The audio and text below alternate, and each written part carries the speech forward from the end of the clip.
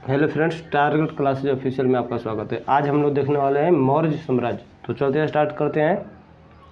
पहला क्वेश्चन है, प्रथम भारतीय साम्राज्य स्थापित किया गया था। प्रथम भारतीय साम्राज्य स्थापित किया गया था किसके द्वारा? चंद्रगुप्त मौर्य द्वारा। अगला प्रश्न, भारत में पहले साम्राज्य की स्थापना किस शासक के द्वारा की गई थी? भारत में पहले साम्राज्य की स्थापना किस शासक के द्वारा की गई थी? इसका आंसर होगा चंद्रगुप्त मौर्य। अगला प्रश्न, निम्नलिखित में से कौन सा सबसे पुराना राजवंश है? निम्नलिखित में से कौन सबसे पुराना राजवंश है? तो होगा मौर्य वंश। अगला प्रश्न, जिसके ग्रंथ में चंद्रगुप्त मौर्य का विशिष्ट रूप से वर्णन हुआ है वह क्या है? तो वह है विशाखदत्त। यूनानी लेखक जस्टिन द्वारा किसे सेंड्रोकोटस कहा गया था?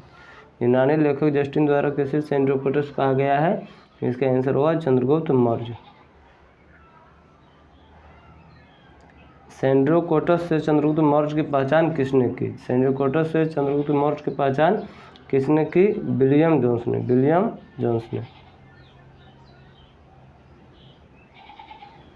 निम्न में से किसने सेंड्रोकोटस और सिकंदर महान की भेंट का उल्लेख किया? तो किसने उल्लेख किया? इसका आंसर होगा जस्टिन। अगला प्रश्न, कौटिल्य प्रधानमंत्री थे चंद्रगुप्त मौर्य के। चाणक्य अपने बचपन में किस नाम से जाने जाते थे? चाणक्य अपने बचपन में किस नाम से जाने जाते थे? इसका आंसर होगा विष्णुगुप्त। चाणक्य का अन्य नाम क्या था? विष्णुगुप्त।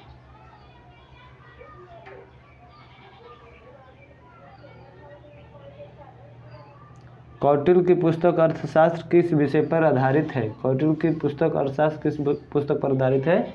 इसका होगा उपयुक्त में से एक से अधिक।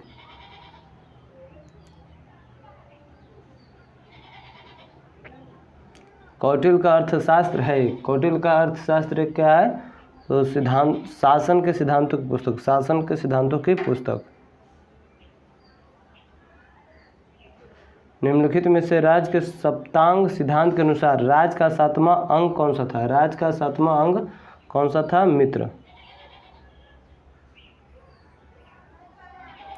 कौटिल्य के अर्थशास्त्र में किस पहलू पर प्रकाश डाला गया? कौटिल्य के अर्थशास्त्र में किस पहलू पर प्रकाश डाला गया? इसका आंसर होगा राजनीतिक नीतियाँ।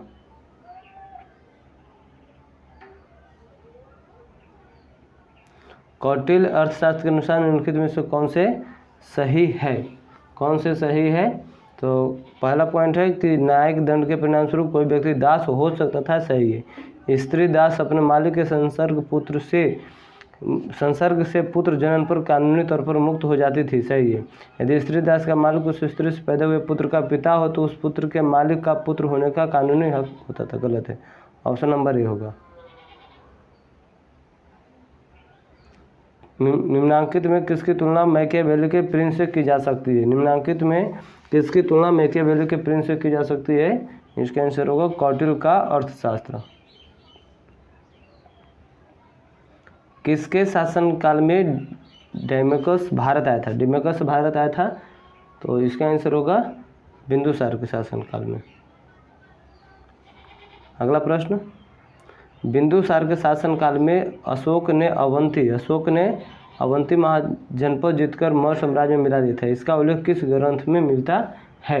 तो इसका होगा बुद्ध घोष की सामंत पाशादिका। अगला प्रश्न, पाटलिपुत्र में स्थित चंद्रगुप्त का महल मुख्यतः था किसका? तो लकड़ी का था। किसका था? लकड़ी का। किस प्राचीन नगर के अवशेष कुम्भरार स्थल से प्राप्त हुए हैं? इसका आंसर होगा पाटलिपुत्र। बुलंदी बाग प्राचीन स्थान है पाटलिपुत्र का। अगला प्रश्न, निम्नलिखित में से किस मौर्य राजा ने दक्कन की विजय प्राप्त की थी? किस मौर्य राजा ने दक्कन की विजय प्राप्त की थी? चंद्रगुप्त हो जाएगा इसमें। मालवा, गुजरात एवं महाराष्ट्र किस शासक ने पहली बार जीता? मालवा, गुजरात, महाराष्ट्र किस शासक ने पहली बार जीता? इसका आंसर होगा चंद्रगुप्त मौर्य। अभिलेख जिससे यह प्रमाणित होता है कि चंद्रगुप्त का प्रभाव पश्चिम भारत पर था, पश्चिम भारत पर था, तो इसका आंसर होगा रुद्रदामन का जूनागढ़ अभिलेख। गुजरात चंद्रगुप्त मौर्य के साम्राज्य में सम्मिलित है, यह प्रमाणित होता है, यह प्रमाणित होता है किसे? तो रुद्रदामनगढ़ के जूनागढ़ शिलालेख अभिलेख से। सेलुकस जिनको अलेक्जेंडर द्वारा सिंध और अफगानिस्तान का प्रशासन नियुक्त किया गया था, किस भारतीय राजा ने हराया था? किस भारतीय राजा ने हराया था? इसका आंसर होगा चंद्रगुप्त।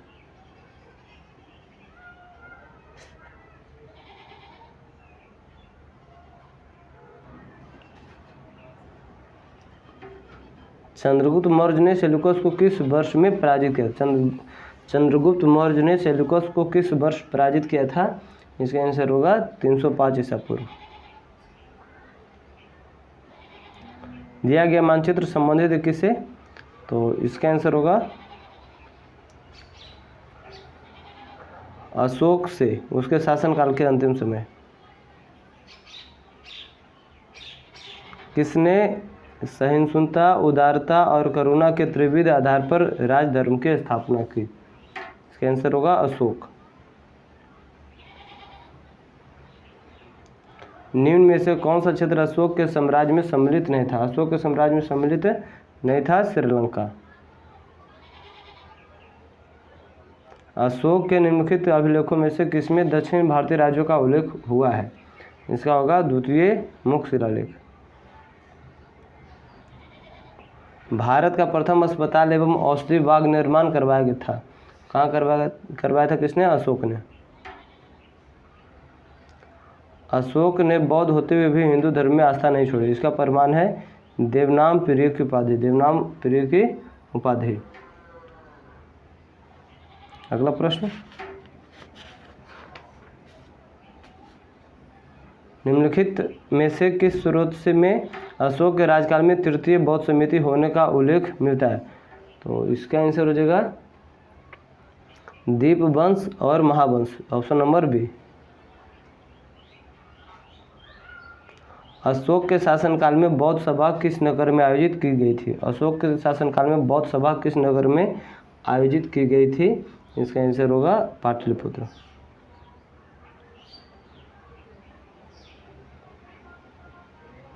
निम्नलिखित मौर्य शासक बौद्ध धर्म के अनुयायी थे। बौद्ध धर्म के अनुयायी कौन थे?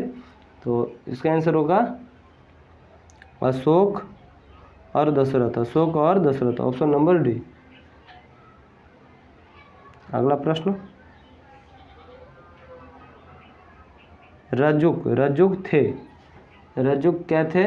तो मौर्य शासन में अधिकारी, मौर्य शासन में अधिकारी। सार्थवाह किसे कहते थे? सार्थवाह किसे कहते थे? तो व्यापारियों के काफिले को, व्यापारियों के काफिले को।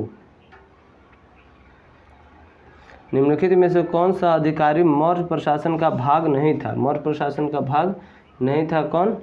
अग्रहारिक। सारनाथ स्तंभ का निर्माण किया था, सारनाथ स्तंभ का निर्माण किया था किसने? अशोक ने। निम्नलिखित में से किसे सर्वश्रेष्ठ स्तूप मानते हैं? सर्वश्रेष्ठ स्तूप किसे मानते हैं? सांची। सांची का स्तूप किस शासक ने बनवाया था? सांची का स्तूप किस शासक ने बनाया था? अशोक ने। सांची का स्तूप किसने बनवाया था? सांची का स्तूप किसने बनवाया था? कौटिल्य। विश्व प्रसिद्ध पर्यटन स्थल सांची का प्राचीन नाम यह भी था, क्या था नाम? तो काक नाम। मिलान करने वाला है कौशाम्बी घोषिताराम मठ, कुशीनगर रानाभार स्तूप, सारनाथ धमेख स्तूप और श्रावस्ती सहित महत। ए का 2, बी का 3 और सी का 1 और डी का 4। Option number C. तीर्थ यात्रा के समय सम्राट अशोक निम्नलिखित स्थानों पर गए। उन्होंने उस मार्ग का अनुगमन किया। नीचे दिए गए सही उत्तर का चयन करना है। तो इसका आंसर हो जाएगा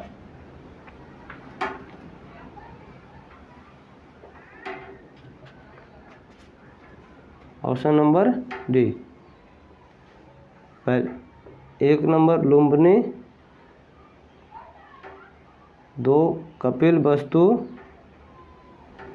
तीसरा गया, चौथा सारनाथ और 2 1 5।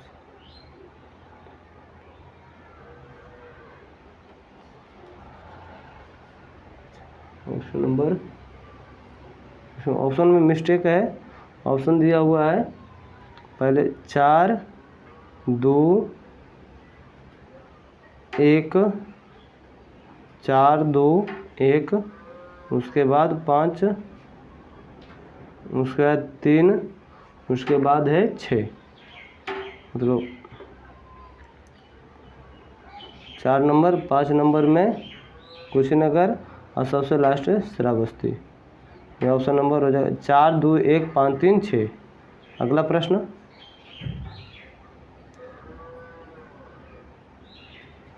अशोक के शिलालेखों में प्रयुक्त भाषा है। अशोक के शिलालेखों में प्रयुक्त भाषा क्या है? प्राकृत। अगला प्रश्न, कौन सा अशोककालीन अभिलेख खरोष्टी लिपि में है? कौन सा अशोककालीन अभिलेख खरोष्टी लिपि में है? तो इसका आंसर होगा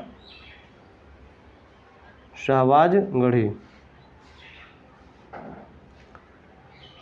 पत्थर पर प्राचीनतम शिलालेख किस भाषा में थे? पत्थर पर प्राचीनतम शिलालेख किस भाषा में थे?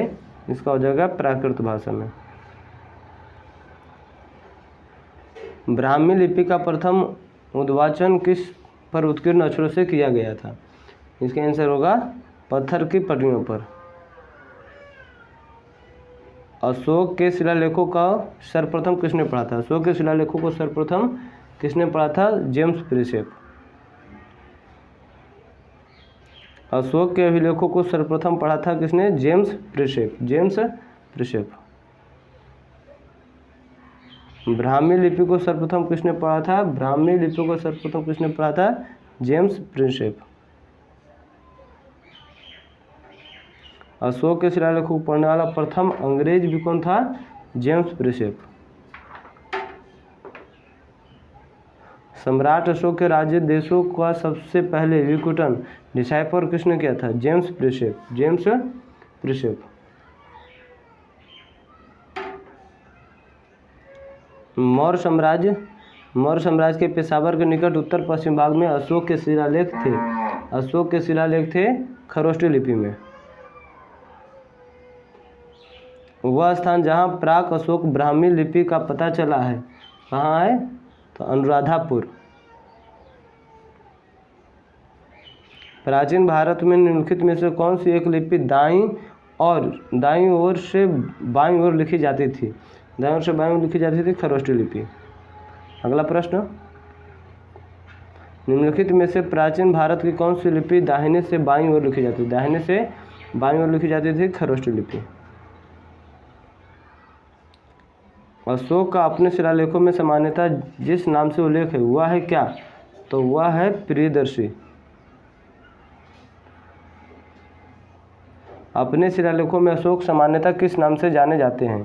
किस नाम से जाने जाते हैं? प्रियदर्शी। अभिलेखों में किस शासक का उल्लेख प्रियदर्शी एवं देवनाम प्रिय के रूप में हुआ? अशोक।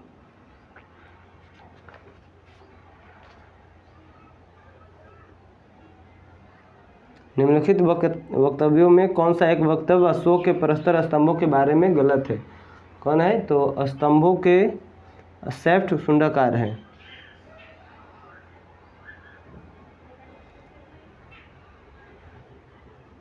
निम्नलिखित में से किस उभारदार मूर्ति शिल्प रिलीफ स्कल्पचर शिलालेख में अशोक के प्रस्तर रूप चित्र के साथ रानियों अशोक राजा अशोक उल्लिखित है? तो इसका आंसर होगा कंगनहली। निम्नलिखित में से किस एक अभिलेख में अशोक के व्यक्तिगत नाम का उल्लेख मिलता है? व्यक्तिगत नाम का उल्लेख मिलता है किसमें? तो मास्की शिलालेख में।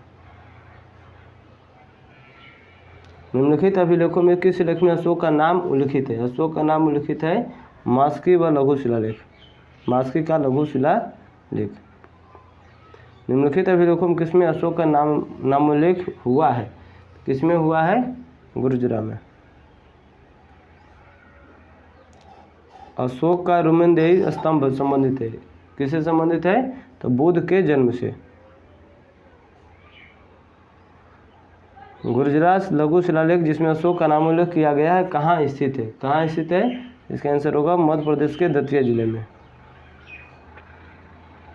केवल वह स्तंभ जिसमें अशोक ने स्वयं को मगध का सम्राट बताया, कौन सा अभिलेख है? तो भाब्रू स्तंभ अभिलेख, यह शिलालेख। कालसी प्रसिद्ध है, कालसी प्रसिद्ध है अशोक के शिलालेख के कारण। उत्तराखंड में सम्राट अशोक के शिलालेखों की एक प्रति कहाँ मिली थी? एक प्रति कहाँ मिली थी? कालसी में।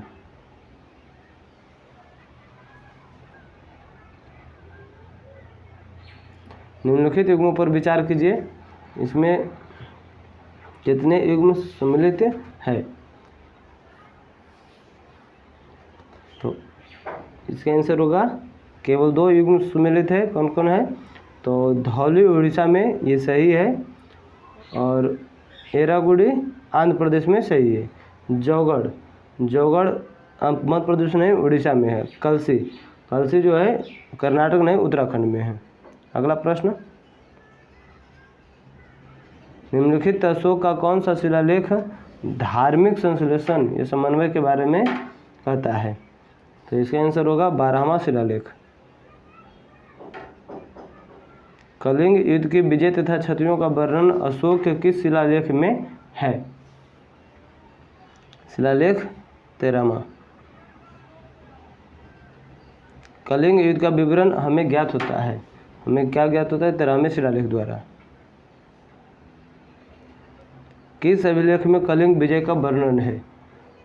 हाथी गुफा अभिलेख, हाथी गुफा अभिलेख। अशोक के निम्न अभिलेखों में से पूर्ण रूपे धार्मिक सहिष्णुता के प्रति समर्पित कौन सा अभिलेख है? तो शिलालेख 12। निम्नलिखित में से किस शासक ने अपनी प्रजा को इस अभिलेख के माध्यम से परामर्श दिया कि कोई व्यक्ति जो अपने संप्रदाय को महिमामंडित करने की दृष्टि से अपने धार्मिक संप्रदाय की प्रशंसा करता है या अपने संप्रदाय के प्रति अधिक भक्त के कारण अन्य संप्रदायों की निंदा करता है, वह अपितु अपने संप्रदाय के गंभीर रूप से हानि पहुंचाता है? तो ये हो जाएगा अशोक। अशोक के जो प्रमुख शिलालेख संगम राज के विषय में हमें बताते हैं, उनमें सम्मिलित कौन है? इसका आंसर होगा 2वां और 13वां शिलालेख।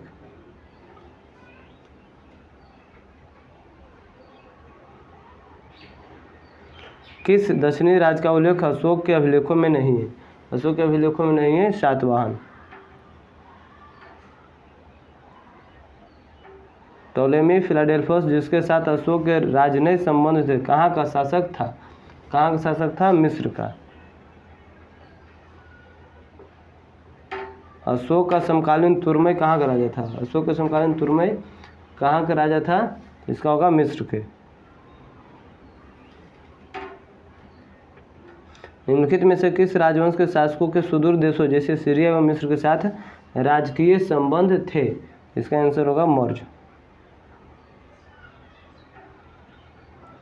अशोक के धम्म का मूल संदेश क्या है? अशोक के धम्म का मूल संदेश क्या है? इसका होगा आंसर उपयुक्त में से कोई नहीं है, उपयुक्त में से एक से अधिक। निम्न में से अशोक के किस अभिलेख में पारंपरिक अवसरों पर पशु बलि पर रोक लगाई गई है? ऐसा लगता है कि यह पाबंदी पशुओं के वध पर थी। इसका आंसर होगा स्तंभ अभिलेख 5वां।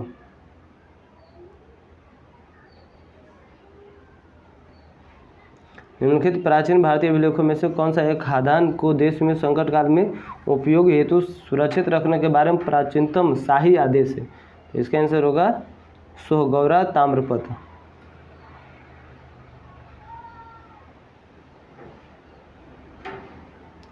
कथन लिखा हुआ है कि अशोक ने कलिंग को मौर्य साम्राज्य में जोड़ लिया था। अशोक ने कलिंग को मौर्य साम्राज्य में जोड़ लिया था, ये सही है। कारण में कलिंग दक्षिण भारत को जाने वाले स्थलीय एवं समुद्री मार्गों को नियंत्रित कर, ये भी सही है। ऑप्शन हो जाएगा ए और आर दोनों सही है और आर ए का सही स्पष्टीकरण है। अगला प्रश्न,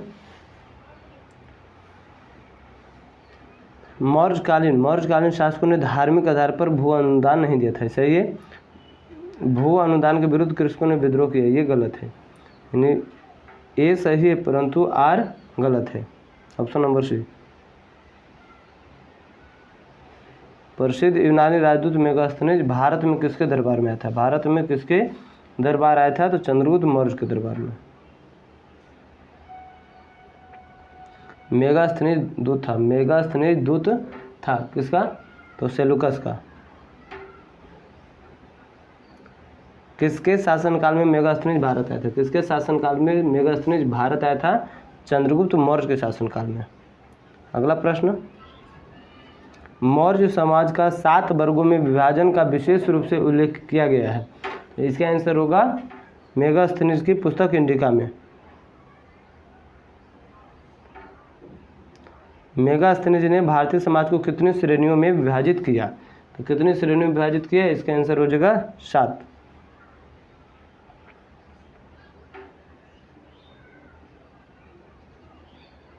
निम्नलिखित में से किस स्रोत में उल्लिखित है कि प्राचीन भारत में दास्तां नहीं थी? इसका होगा मेगास्थनीज के इंडिका में। मौर्य समाज का विभाजन 7 वर्गों में विशेष तौर पर उल्लिखित है किसमें? तो मेगास्थनीज की इंडिका, मेगास्थनीज की इंडिका में। मौर्य काल में टैक्स को छुपाने के लिए इनमें से क्या दंड दिया जाता था? तो क्या दंड दिया जाता था? तो इसका आंसर होगा मृत्युदंड। वह स्रोत जिसमें पाटलिपुत्र के प्रशासन का वर्णन उपलब्ध है क्या है? तो इसका आंसर होगा इंडिका। निम्नलिखित में से कौन स्रोत मौर्यों के नगर प्रशासन का विस्तृत विवरण प्रस्तुत करता है? आंसर होगा मेगास्थनीज की इंडिका। मेगास्थनीज की पुस्तक का नाम क्या है? मेगास्थनीज की पुस्तक का नाम क्या है? इंडिका। इंडिका का मूल लेखक था, इंडिका का मूल लेखक कौन था? इसका आंसर होगा मेगास्थनीज। इंडिका का लेखक कौन था? इंडिका का लेखक मेगास्थनीज। कौन था? मेगास्थनीज। अगला प्रश्न, इसमें भी वही, इंडिका का लेखक कौन था? मेगास्थनीज। वर्तमान नगर पालिका प्रशासन का कौन सा कार्य मौर्य काल से जारी है? इसका आंसर होगा जन्म एवं मृत्यु का पंजीकरण। मौर्य नरेशों के बारे में निम्न में से कौन सा कथन सही है? उन्होंने विकास किया था। उन्होंने विकास किसका क्या था? तो संस्कृति व कला सहित का, सोने के सिक्के के नहीं, प्रांतीय विभाजन और हिंदू कुश तथा साम्राज्य। Option number D. भाग एवं बलि थे, भाग एवं बलि थे क्या? राजस्व के स्रोत, राजस्व के स्रोत। मौर्य काल में भूमि कर जो कि राज्य की आय का मुख्य स्रोत था, किस अधिकारी द्वारा एकत्रित किया जाता था? इसका आंसर होगा सीताध्यक्ष।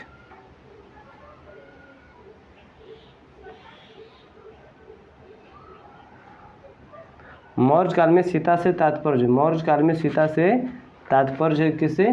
तो इसका आंसर होगा राजकीय भूमि से प्राप्त आय। मौर्य मंत्रिपरिषद में निम्न में से कौन राजस्व इकट्ठा करने से संबंधित था? तो इसका आंसर होगा समाहर्ता। निम्नलिखित में कौन मौर्ययुगीन अधिकारी तौल माप का प्रभारी था? कौन तौल माप का प्रभारी था? पौतवाध्यक्ष, पौतवाध्यक्ष। मौर्य काल में एग्रोनोमाई अधिकारी निम्नलिखित में से किस क्षेत्र से संबंधित है? इसका आंसर होगा मार्ग निर्माण। पंकोदकशनिर्धो मौर्य प्रशासन द्वारा दिए जाने वाला जुर्माना था। जुर्माना क्या था इसका? तो सड़क पर कीचड़ फैलाने पर मिलान करना है। तलार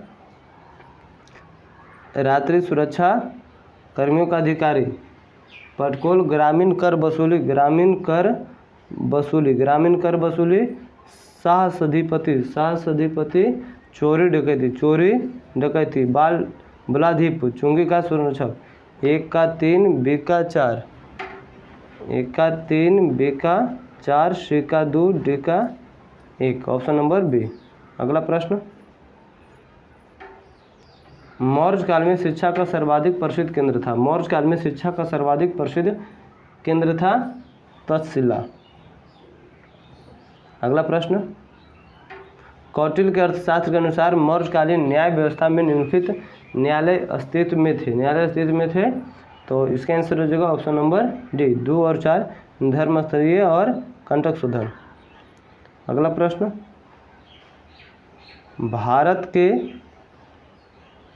भारत के सांस्कृतिक इतिहास के संदर्भ में इतिवृत्तों राजवंशीय इतिहासों तथा वीर गाथाओं को कंठस्थ करना निम्नलिखित में से किसका व्यवसाय था? मागध का। अगला प्रश्न, गांव के शासन को स्वायत्त शासी पंचायतों के माध्यम से संचालित करने की व्यवस्था का सूत्रपात किसने किया था? इसका आंसर होगा द्रविड़ों ने। प्राचीन भारत के निम्नलिखित ग्रंथों में से किसमें पति द्वारा परित्यक्त पत्नी के लिए विवाह विच्छेद की अनुमति दी गई? अर्थशास्त्र। निम्नलिखित में से किसमें पुनर्विवाह वर्जित है? इसका आंसर होगा मनुस्मृति। विदेशियों को भारतीय समाज में मनु द्वारा दिया गया सामाजिक स्तर क्या था? इसका आंसर होगा व्रात क्षत्रियों का। निम्नलिखित व्यक्ति भारत में किसी न किसी समय आया। तो सही कालानुक्रम क्या है? इसका आंसर होगा ऑप्शन नंबर बी। सबसे पहले आया था मेगास्थनीज, उसके बाद दूसरा फाहियान, फिर आया तीसरा नंबर हुएनसांग और चौथा नंबर युतिशांग आया था। अगला प्रश्न मिलान करने वाला है चंद्रगुप्त सेंड्रोकोटस। बिंदुसार को कहा जाता है अमित्रघात। अशोक प्रियदर्शी। चाणक्य विष्णुगुप्त। 1 का 2 B का 3 1 का 2 B का 3 C का 1 और D का 4। Option number C. Option number क्या होगा? सी। अगला प्रश्न, अंतिम मौर्य सम्राट कौन था? वृद्धर्थ।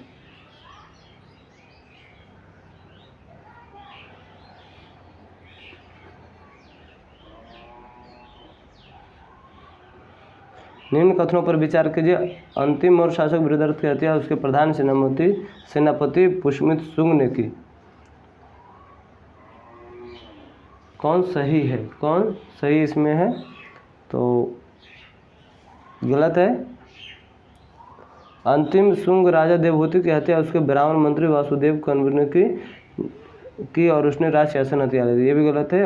आंध्र ने कण्व राजवंश को अंतिम शासक को पद से वंचित किया। ये सही है। Option number C. Option number क्या होगा? सी। सॉरी,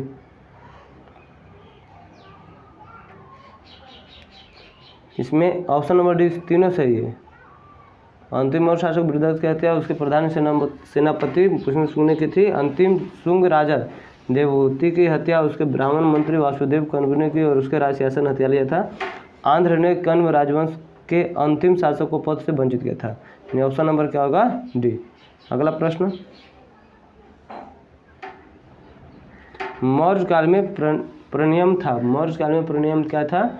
आपातकालीन कर। ईसवी सन के पूर्व की कुछ शताब्दियों में निम्नलिखित में से किन शासकों ने गिरनार क्षेत्र में जल संसाधन व्यवस्था की ओर ध्यान दिया? क्या ध्यान दिया? तो इसका ऑप्शन नंबर हो जाएगा चंद्रगुप्त मौर्य और अशोक दोनों हो जाएगा, यानी ऑप्शन नंबर बी। अगला प्रश्न, जल की आवश्यकता को ध्यान में रखते हुए जिस प्रथम शासक ने गिरनार क्षेत्र में झील का निर्माण करवाया था वह क्या था? तो वह चंद्रगुप्त मौर्य था, चंद्रगुप्त मौर्य। निम्नलिखित में से किस अभिलेख में चंद्रगुप्त और अशोक दोनों का उल्लेख किया गया है? दोनों का उल्लेख किया गया है महाक्षत्रप रुद्रदामन का जूनागढ़ अभिलेख। निम्नलिखित अभिलेखों में किसमें अशोक का अभिलेख भी पाया गया? अशोक का अभिलेख पाया गया किसमें?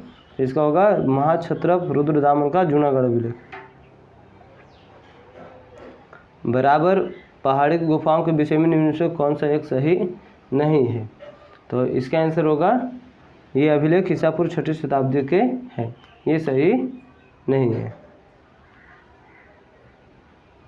मौर्यकालीन मूर्तियों में मणिभद्र यक्ष नाम से अंकित मूर्ति किस स्थान से प्राप्त हुई है? इसका होगा परखम। क्या होगा? परखम।